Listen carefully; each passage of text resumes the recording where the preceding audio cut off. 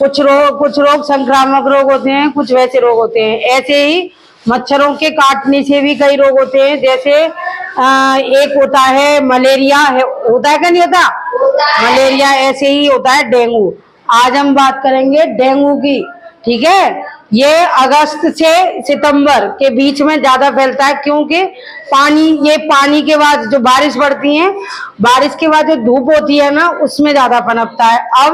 अब ये सुनो कि ये कौन से मच्छर की वजह से होता है। तो डेंगू मच्छर जो होता है, हम क्यों बता रहे हैं? ताकि तुम इनके बचाव कर सको, ठीक है, डेंगू ना हो। तो ये फैलता है, एक मच्छर होता है एडीज मच्छर। कौन सा मच्छर? एडीज मच्छर। और इन्हीं में एक मलेरिया होता है, वो फैलता है एनाफ्लीज मच्छर के द्वारा।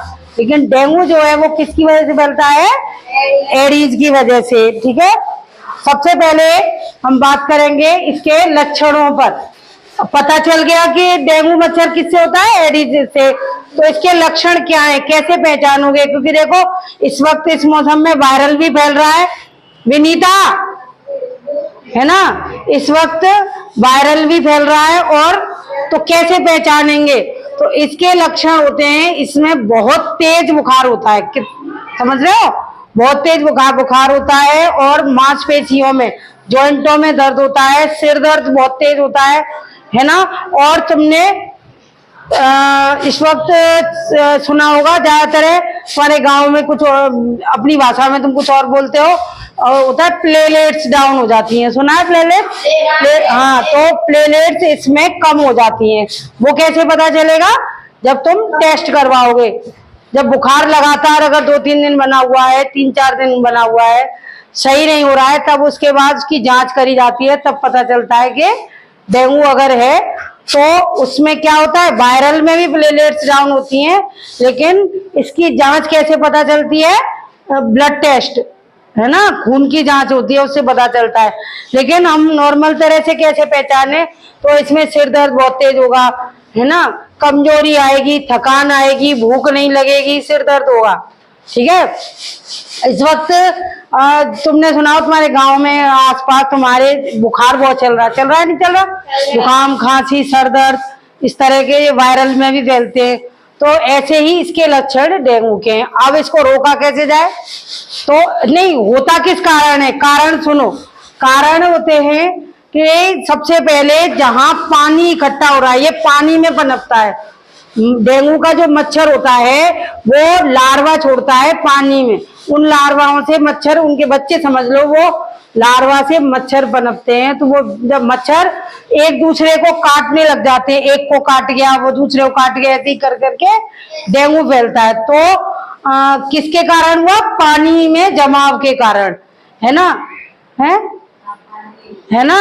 अब क्या हुआ कि किस कारण पता चल गया? पानी इकट्ठा होने की वजह से, मच्छर गंदगी की वजह से। अब हम लेते हैं कि बचाव, इससे कैसे बचा जाए, कैसे ये डेंगू ना हो। तो सबसे पहले हमें क्या करना है कि अपने आसपास जितना भी कहीं पानी जमा हो रहा है, उसको पानी जमा नहीं होने देना। जैसे कूलर की टंकियां हैं, उसमें पानी जमा रहता है 2-2, 3-3 दिन, उसमें पनपता है, तो उसको खाली करें, पानी बदलते रहें, है ना। और सबसे बड़ी चीज ये होती है कि ये साफ पानी में पनपता है, ठीक है। अधिक रोशनी में पनपता है, मतलब दोपहर में ही ज्यादा रोशनी होती है, बहुत ज्यादा लाइट हो रही है, तो उसमें ये जल्दी पनपने के इसके आसार होते हैं। तो हमें बचने के लिए क्या करना चाहिए? सबसे पहले मच्छरदानी का प्रयोग करना चाहिए रात में, है ना, या दिन में मच्छरदानी का प्रयोग करो। पानी कहीं भी पानी को इकट्ठा ना होने दो। नालियों में कुछ जिस तरह से मच्छर मर जाएं, इस तरह के कुछ केमिकल्स, फॉगिंग वगैरह, धुआं करके, कैसे भी करके, मतलब मच्छर पनपने न पाए। पानी को सबसे बड़ा इसका वो है कि इसका बचाव है कि पानी इकट्ठा नहीं होने दे, ठीक है। कहीं भी पानी इकट्ठा हो उसको खाली कर दो। अगर टंकियों में तुम्हारे यहाँ भरा रखा है और तुम्हें ये देख रहे हो कि पानी भर रहा है, कैसे रोके? तो उसको ढक दो, है ना, पानी को ढक दो। और फुल स्लीव, अब तुम आ रहे हो, मच्छर पनप रहे, मच्छर इसका पैर के नीचे काटता है तो पैर क्या करना है, जो फुल स्लीव्स के कपड़े पहनो, जूते मोजे पहनो, ताकि पैरों में ये मच्छर काटने को ना हो। कुछ समझ में आया डेंगू के बारे में? ठीक है।